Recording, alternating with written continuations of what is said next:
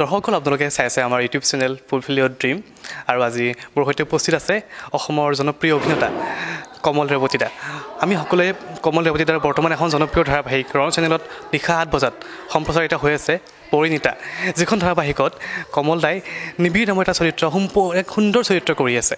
আৰু পোনপ্ৰথমে কমল দাক মোৰ ইউটিউব চেনেল ফুলফিল ড্ৰিমলৈ স্বাগতম জনাইছোঁ। ধন্যবাদ। মই ফুলফিল ড্ৰিম চেনেলটোৰ মোৰ ফালৰ পৰা ধন্যবাদ জ্ঞাপন কৰিছোঁ। মই ভাবোঁ ইউটিউব চেনেলটো আজিকালি ইউটিউব চেনেলটো খুব বাঢ়িছে, আগবাঢ়িছে, খুব ইউটিউব চেনেলৰ প্ৰচাৰটো খুব হৈছে, খুব ভাল হৈছে। আৰু তোমালোকে আগবাঢ়া ইউটিউব চেনেলটো আৰু লাইক কমেণ্ট কৰে, শ্বেয়াৰ কৰে, সেইটো বিচাৰোঁ। Thank you. এইখিনি সময় শ্বুটিঙৰ মাজত মোক দিয়াৰ বাবে কমল দাক মোৰ ফালৰ পৰা বহুত বহুত ধন্যবাদ জ্ঞাপন কৰিলোঁ। চ' এতিয়া আহিছোঁ আমি সকলোৱে জানো কমল দাৰ বিষয়ে, আমি টিভিত পৰ্দাত দেখা পাই থাকোঁ বা ভ্ৰাম্যমাণ মঞ্চতো বহুত কেইবাৰ দেখিছোঁ। চ' এতিয়া আহিছোঁ আপোনাৰ দৰ্শকো জানিব বিচাৰিব এই জেগতে অকণমান শৈশৱকালৰ বিষয়ে, আপোনাৰ জন্মস্থানৰ বিষয়ে, অকণমান পঢ়া শুনাৰ বিষয়ে, তাৰ লগতে অকণমান ফেমিলিত কোননো আছে আপোনাৰ? মোৰ শৈশৱ ক'ব গ'লে মোৰ জন্মস্থান মঙলদৈ, দৰং ডিষ্ট্ৰিক্ট। মোৰ গাঁওখনৰ নাম শইকীয়াপাৰা। মোৰ বৰ্তমান ঘৰত মা আছে, মোৰ ভাইটি আছে আৰু দাদা বৌ আছে, বা আছিলে, বাক বিয়া দিয়া হৈছে। আৰু মই গুৱাহাটীত মোৰ মানুহজনীৰ লগত থাকোঁ, একেলগে থাকোঁ। Her name is Krishna. She is very caring, বহুত কেয়াৰ লয়। তাৰপাছত মই পঢ়া শুনা কৰিলোঁ মঙলদৈ টাউন হাই স্কুলত পঢ়িলোঁ। তাৰপাছত মঙলদৈ কলেজত মই গ্ৰেজুৱেশ্যন কমপ্লিট কৰিলোঁ 2007। তাৰপিছত 2009ত মই গুৱাহাটী আহিছোঁ। গুৱাহাটী আহি এক্টিংটোৰ প্ৰতি অকণমান ইচ্ছা আছিলে কাৰণে ওলাই আহিলোঁ, ভাবিলোঁ ষ্ট্ৰাগল কৰোঁ, চেষ্টা কৰি চাওঁ, এনেকৈ গুৱাহাটীলৈ ওলাই আহিছিলোঁ। আপোনাৰ কাৰ সান্নিধ্য লাভ কৰিছিলে এক্টিং কৰিবৰ কাৰণে? ধৰি লওক এনেকুৱা ধৰণৰ সকলোৰে এজন ইনস্পিৰেশ্যন ব্যক্তি থাকে বা কাৰোবাক দেখি কিনে আমাৰ মন যায়, এনেকুৱা ধৰণৰ এটা যিকোনো আমি যি লাইনত নাযাওঁ কিয় কাৰোবাক দেখি কিবা এটা কৰিব মন যায়। চ' আপোনাৰ এনেকুৱা জীৱনত কাৰ প্ৰভাৱ পৰিছিলে মানে?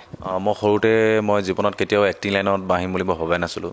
চ' কথাটো হ'ল মোৰ চাইল্ডহুড ফ্ৰেণ্ড আছিলে অমৰ, তাৰ মা মৃদুলা চহৰীয়া, বৰ্তমান তেখেত আমাৰ মাজত নাই।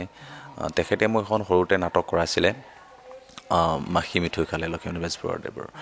চ' তেতিয়াৰ পৰা মোক অকণ ভাল লাগিছিলে। তাৰপিছত মই যেতিয়া ক্লাছ 10 পালোঁ, তাৰপিছত মেট্ৰিক দিয়াৰ পাছত মই 3 মাহ মই গেপ পাইছিলোঁ। তেতিয়া ভাবিলোঁ মই এতিয়া কি কৰোঁ। তাৰপিছত মোৰ লগৰটো ক'লে যে আমি ড্ৰামা কৰিম ব'ল। ড্ৰামা আমাৰ মঙলদৈতে ড্ৰামা কৰিছিলোঁ। তেতিয়াৰ পৰা কৰাৰ পৰা ভাবিলোঁ বস্তুটো মোৰ কিবা লাহে লাহে ভাল লগা হৈ গ'ল। তাৰপিছত মই তাতে মঙলদৈতে ডান্সটোও শিকিছিলোঁ, মডাৰ্ণ ডান্স আমাৰ জিৎ খান ছাৰৰ আণ্ডাৰত মই শিকিছিলোঁ। তাৰপিছত ভাবিলোঁ মই লাহে লাহে মোৰ মনত এটা এনেকুৱা ভাব হ'ল মোৰ অকণ অভিনয় কৰিবলৈ মন যায়। তাৰপাছত ভাবিলোঁ মই মঙলদৈত থাকিলেতো মই ইমান কাম সদায় নাপাম। চ' ভাবিলোঁ মই গুৱাহাটীত যাব লাগিব, মই থাকিবলৈ। চ' মই গুৱাহাটীত অকলে ওলাই আহিছিলোঁ আৰু আহি বহুত ষ্ট্ৰাগল কৰিছোঁ। 2009ৰ পৰা ষ্ট্ৰাগল কৰি কৰি বৰ্তমান আজি এইখিনি পাইছোঁ। আৰু সেইটো মানে আপোনাৰ কামৰ কাৰণে আজি এইখিনি এইটো পৰ্যায় আহিব পাৰিছে, দৰ্শকে একচেপ্ট কৰিছে আপোনাৰ কামটো। সেইটো আপোনাৰ সেইখিনি ষ্ট্ৰাগল যিখিনি আমাৰ বিফলে নাযায়, সেইখিনি আমি দেখিছে, ৰিফ্লেক্টটো দেখিছে, আপুনি দেখিছে, লগতে দৰ্শকেও দেখিছে মানে। এতিয়া আহিছোঁ আপুনি এক্টিঙৰ মাজত কেমেৰাৰ উপৰিও আপুনি ভ্ৰাম্যমাণ মঞ্চতো খোজ দিছিলে 2011ত কহিনুৰ থিয়েটাৰৰ যোগেদি। তাৰ পৰৱৰ্তী পৰ্যায়ত বৃন্দাবন থিয়েটাৰত আপুনি অভিনয় কৰিছিলে। অকণমান আপোনাৰ প্ৰথম অভিজ্ঞতা, আমাৰ জীৱনৰ প্ৰথম কামটো কাৰণে আমাৰ বহুত মানে যুগমীয় হৈ পৰে, স্পেচিয়েল হৈ পৰে। অকণমান সেইটো অভিজ্ঞতা জানিব বিচাৰিম। তাকে 2011ত মই কহিনুৰত মোৰ চুক্তিবদ্ধ হৈছিলে। তেতিয়া মোৰ লগত আছিলে অভিনেতা তপন দাস দাদা আছিলে আৰু আংগুলতা আছিলে। তেতিয়া নাটক আছিলে হিয়াত আপাহি গোলাপ। সেইটো মোৰ প্ৰথম বছৰ কহিনুৰত। আৰু তেতিয়া মই যেতিয়া কহিনুৰত চান্স পাইছিলোঁ তেতিয়া মই বহুত ভয় খাই আছিলোঁ, কাৰণ মই মঞ্চত বা ভাইমন জগতত মই কেতিয়াও এক্টিং কৰা নাই। তাৰপাছত মই বহুত ছাপোৰ্ট পালোঁ, তপন দাই খুব ছাপোৰ্ট কৰিলে আৰু আংগুলতাৰ ফালৰ পৰা খুব ফ্ৰেংক হয় তাই। আজি বৰ্তমান তেখেত MLA বিধায়িকা চবেই জানে। তেতিয়া মোৰ এগেইনষ্টে হিৰ'ইন হৈছিলে। সেইবোৰ অতীতবোৰ মনত পৰিলে খুব ভাল লাগে। আৰু কহিনুৰত কাম কৰি মই খুবেই ভাল পাইছোঁ আৰু কহিনুৰত মই বহুত শিকিবলৈ পাইছোঁ। কহিনুৰ প্লেটফৰ্মখন মই তপন দাৰ পৰা বহুত কিছুমান ফিল বা কিছুমান ডাইলগ বহুত কথা শিকিছোঁ। তাৰপিছত মই নেক্সট আছিলোঁ বৃন্দাবন। বৃন্দাবনত মা কছম যতীন দা আছিলে, মই আছিলোঁ, পৰাগ শৰ্মা দা। আজি পৰাগ শৰ্মা দা আমাৰ মাজত নাই, তেখেতক মই বহুত দুখ লাগে। পৰহি তেখেতৰ এনেকুৱা ঘটনা ঘটিছে, চবেই জানেই। পৰাগ দাৰ মোৰ ফালৰ পৰা পৰাগ দাৰ মই এটা কথা ক'ব বিচাৰোঁ, আপুনি য'তে থাকক শান্তিত থাকক। আৰু পৰাগ দাই মোক বহুত মৰম কৰিছিলে, ভাইটি হিচাপে বহুত বুজাইছিলে, কেয়াৰ লৈছিলে, ড্ৰামাৰ বিষয়ে মোক শিকাইছিলে। তাৰপাছত মই আছিলোঁ ৰামলীলা, মৃদুল ভূঞা দা মৃদুল দা আছিলে, পৰাগ দাও আছিলে, মই আছিলোঁ, মুনমি ফুকন আছিলে। সেইটো খুব জনপ্ৰিয় হৈছিলে বৃন্দাবন থিয়েটাৰত ৰামলীলাখন, অভিজিত দাৰ নাটক আছিলে। তাৰপিছতে আকৌ মই কহিনুৰত বেক কৰিছিলোঁ। তেতিয়া আমি আছিলোঁ, বৰষাৰাণী বিষয়া আছিলে, মই আছিলোঁ আৰু পৰাগ দা আছিলে। খুব ভাল নাটক এখন আছিলে, সেইখন নাটকখনো অভিজিত দাৰে আছিলে। আৰু খুব ধুনীয়া নাটক, অসমৰ ৰাইজে ভালকৈ এতিয়াও মোক কয় যে ৰাধা নাটকখন এখন চাইছিলোঁ যে এতিয়াও মনত পৰে, খুব ভাল নাটক এখন।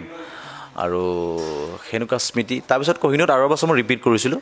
তাৰপিছত এইবছৰ মই নাই। এইবছৰ মই অকণ কেমেৰাত কাম কৰিম বুলি ভাবিছোঁ। মোৰ কেমেৰাত কাম কৰিছিলোঁ 2011 9-10 ভিতৰত কৰিছিলোঁ, মেঘা চিৰিয়েল কৰিছিলোঁ। কিন্তু সেইবোৰ মানুহে চাগে এতিয়া পাহৰি গৈছে। মই ভাবিছোঁ নাই, ভাইমন জগতত 5 বছৰ সোমাই থকাৰ পাছত মই ভাবিছোঁ মই কেমেৰাৰ পৰা অকণমান মই বহুত লুপ্ত হৈ গৈছোঁ। নাই, মই অকণ কেমেৰাত কাম কৰিব লাগিব। কেমেৰাত কাম কৰি এইবাৰ চাওঁ। এবাৰ মই হাতত ধৰিছোঁ এখন পৰিণীতা চিৰিয়েল, অসমৰ ৰাইজে বৰ্তমান উপভোগ কৰি আছে, চাই আছে। মই এতিয়ালৈকে ওলোৱা নাই। মোৰ 13 এপিছড, মই 13 নম্বৰ এপিছডৰ পৰা মই ওলাম। আৰু সেইটোক লৈ খুব এক্সাইটেড হৈ আছোঁ। কেতিয়া ওলাম নিজকে কেতিয়াও চাবলৈ মন যায় দিয়কচোন, কি কৰিছোঁ কি কৰা নাই এইটো। আৰু সঁচাকৈ, আৰু এইখিনিতে আমি এক্সাইটেড যে নিবিড় কেৰেক্টাৰটো সোনকালে আহি আছে পৰিণীতাৰ ধাৰাবাহিকত। আৰু মই ভাবোঁ ডেফিনেটলি দৰ্শকক এটা সুন্দৰভাৱে এণ্টাৰটেইনিং কৰিব পাৰিব, তাৰ লগতে দুখৰ, হাঁহিৰ, দুখৰ সকলোখিনি দেখিবলৈ পাব সেই চিৰিয়েলখনৰ যোগেদি। আৰু এতিয়া আহিছোঁ আপোনাৰ পৰিণীতা, যিখন অলৰেডি ক'লে আপোনাৰ সেই চিৰিয়েলখন বিষয়ে, কেৰেক্টাৰটোৰ বিষয়ে গোটেইখিনি ক'ব নালাগে দৰ্শকও। মোৰ ফালৰ পৰা কৈছোঁ, কাৰণ ছাছপেঞ্চ এটা ৰাখিব লাগে সকলো ক্ষেত্ৰতে। অকণমান কেনেকুৱা এটা মেছেজ এটা যাব আপোনাৰ কেৰেক্টাৰটোৰ ফালৰ পৰা, আপুনি কেনেকুৱা ধৰণৰ আপোনাৰ দৃষ্টিভংগীৰ পৰা, পইণ্ট অফ ভিউৰ পৰা সেইটো আপোনাৰ কেৰেক্টাৰটোৰ বিষয়ে বা চিৰিয়েলখনৰ বিষয়ে কি ক'ব বিচাৰে? মোৰ কেৰেক্টাৰটো খুব এটা ভাল পজিটিভ কেৰেক্টাৰ, আৰু খুব ভাল ল'ৰা এজনৰ কেৰেক্টাৰ। আৰু কেৰেক্টাৰটো কৰি খুব ভাল লাগিছে। মই খুব চিৰিয়াছ কেৰেক্টাৰ এটা। ঘৰখনৰ কিছুমান সমস্যা, সকলো ঘৰতে সমস্যা থাকে, আৰু সেই সমস্যাৰ মাজত মই কেনেকৈ ফেচ কৰিব লাগিব, আৰু ফেচ কৰি সকলোকে মই মেইনটেইন কৰিব চেষ্টা কৰোঁ, যাতে ঘৰখন ভাঙি নাযাওক, কেতিয়াও বেয়া নহওক, সকলো ভালৰ কাৰণে মই ট্ৰাই কৰোঁ। আৰু চেষ্টা কৰিছোঁ, মই কিমান কি কৰিব পাৰিছোঁ মই নাজানো। অসমৰ ৰাইজে চালে গম পাব। যদি ভুল ভ্ৰান্তি হয় আপোনালোকে দুখটো আঙুলি দিব বুলি মই আশা কৰোঁ। আৰু আমাৰ চিৰিয়েলখনৰ খুব কাম কৰি ভাল লাগিছে। সেইটো কাৰণে আমাৰ চিৰিয়েলখনৰ যিখিনি মানুহ গোটেই এটা সমান লেভেলৰখিনি, একে বয়সৰ এনেকুৱা, ভাইটি দাদা এনেকুৱা। আৰু আমাৰ চিৰিয়েলখন পৰিণীতাখন ৰাইটাৰ হৈছে প্ৰাঞ্জলে শৰ্মা। তেখেতে খুব ভাল লিখিছে, আৰু তেখেতৰ ডাইলগবোৰ খুব জোৰ আছে, ষ্ট্ৰং আছে। আৰু ডাইৰেক্টৰটো আমাৰ সৰু পোৱালি কল্পজ্যোতি দাস, মোতকৈ বহুত সৰু। আৰু তাৰ কামবিলাক নিউ জেনেৰেশ্যনৰ ল'ৰা, আজিকালি সিহঁতৰ কামবিলাক, ষ্টাইলবিলাক খুব ভাল, এটা বলিউডক এটা ফিল দিয়ে, বলিউড ফিল। আৰু মই কাম কৰি তালত খুব ভাল পাইছোঁ। আৰু আমাৰ প্ৰযোজক হ'ল হৰগোবিন্দ মহন্ত, তেখেতো খুব মাইডিয়াৰ মানুহ। চ' গোটেইখিনি ইউনিটটো, আমাৰ টিমটো খুব সহজ হ'ল মানুহ, আৰু খুব একেলগে কাম কৰি খুব ভাল লাগিছে, খুবেই ভাল লাগিছে। সঁচাকৈ পৰিণীতাখন বিষয়ে দৰ্শক মই কি ক'ম আৰু, দৰ্শক অলৰেডি সুন্দৰভাৱে উপভোগ কৰি আছে ৰং চেনেলত নিশা 8 বজাৰ পৰা। পৰিণীতা আপোনাৰ অৰ্ধাংগিনী হিচাপে পৰিণীতা দেখা পাব এই চিৰিয়েল ধাৰাবাহিকখনত। কিন্তু সঁচা অৰ্ধাংগিনীৰ বিষয়ে আমি কোন হয় তেওঁক ক'ত কেনেকৈ লগ পাইছিলে, আমি সেইটো এদিন ভালকৈ একেলগে বহাই পিনে এটা ইণ্টাৰভিউ পাতিম, দৰ্শকলৈ আজি কথা দিলোঁ। চিয়'ৰ। মই এইখিনিতে এটা কথা কওঁ, সকলো ভালে থাকক, কুশলে থাকক, সদায় হাঁহি থাকক। মানুহৰ জীৱনত সকলো মানুহৰ কষ্ট থাকেই, সকলোৱে ধুনীয়াকৈ থাকিব লাগে, সুখত থাকিব লাগে। মই সদায় সেইটোৱে বিচাৰোঁ, সকলো আৰোগ্য হওক, কাৰো যাতে একো বেয়া নহওক, এই বছৰটো যাতে সকলোৰে ভাল হওক, খুব ধুনীয়াকৈ চলক। আৰু মই আপোনালোকৰ আশীৰ্বাদ সদায় বিচাৰোঁ। ময়ো এটা এক্টৰ হিচাপে কাম কৰি আছোঁ, অভিনেতা হিচাপে কিমান কাম কৰিছোঁ, কি কৰিছোঁ মই নাজানো। যিমান পাৰোঁ মই ভাল কৰিব চেষ্টা কৰোঁ। আপোনালোকৰ আশীৰ্বাদৰ অবিহনে আমি একো নহয়। মই এইটোৱে বিচাৰোঁ আৰু আজি তোমাক লগ পাই ভাল লাগিল আৰু ফুলফিল ড্ৰিম ইয়'ৰ ইউটিউব চেনেলটো যদি আপোনালোকে ভাল পায় তেনেহ'লে লাইক কৰিব, কমেণ্ট কৰিব, শ্বেয়াৰ কৰিব আৰু লগতে কাষত থকা বেল বটনটো বজাবলৈ নাপাহৰিব। নিশ্চয় আমি আচলতে আজি অকণমান জাষ্ট ঘৰ হিচাপে লৈ গ'ল শ্বুটিঙত দৌৰা দৌৰিকৈ ইণ্টাৰভিউটো লোৱা গৈছে। আমি দৰ্শকসকলক কথা দিছোঁ এদিন ভালদৰে ৰেৱতীদাৰ বৌৰ সৈতে এদিন এটা ভালকৈ দৰ্শকক এটা দেখাম আমি এটা ইণ্টাৰভিউ ক'ত কেনেকৈ কেতিয়াও লগ পাইছিলে। আমি লাভ ষ্টৰিটো শুনোৱাই নাই, আচল কথা লাভ ষ্টৰিটো এদিন শুনিব লাগিব। ভেৰি ইণ্টাৰেষ্টিং লাভ ষ্টৰী, এইটো পিছত ক'ম। ছাছপেণ্ডত থৈ দিয়ক, শুনিম ভালকৈ এদিন একেলগে মানে মোৰ ইউটিউব চেনেলতে ইণ্টাৰভিউত এদিন বহাই লৈ একেলগে শুনিম লাভ ষ্টৰিটো। আৰু বহুত বহুত ধন্যবাদ জ্ঞাপন কৰিলোঁ আপুনি এইখিনি সময় মোক দিয়াৰ বাবে। আৰু শেষত দৰ্শকসকলক কি ক'ব পুনৰবাৰ? মই ক'লোৱেই যে আমাৰ অসমখনক লৈ মই বহুত ভাবোঁ। আমাৰ অসমখনৰ মানুহখিনি খুব মৰমীয়াল, খুব ভাল।